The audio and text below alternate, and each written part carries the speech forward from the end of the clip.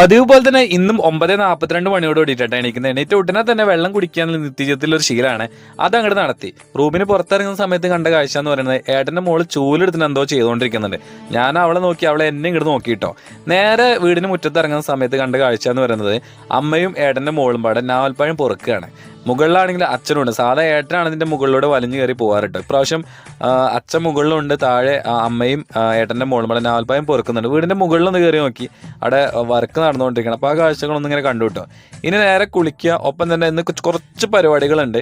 അപ്പോൾ അതിൻ്റെ ഭാഗമായിട്ട് ആദ്യം സന്തോഷേട്ടൻ്റെ അടുത്ത് ഒന്ന് കുളിച്ചതിന് ശേഷം ഭക്ഷണം കഴിച്ച് നേരെ ഒന്ന് പോകണം.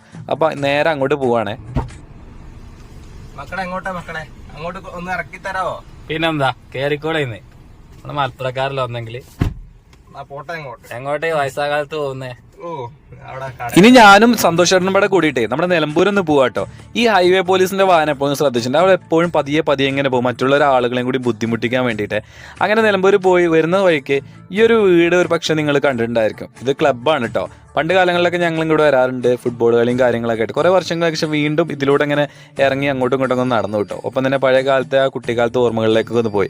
ഒപ്പം തന്നെ ഏട്ടൻ്റെ മോടെ ബർത്ത്ഡേ ആണ്. അപ്പോൾ ഒരു കേക്ക് അങ്ങോട്ട് വാങ്ങി കേട്ടോ. നേരെ ഈ വീട്ടിലേക്ക് പോകണം. അപ്പോൾ നല്ല വിശപ്പുണ്ടായിരുന്നു.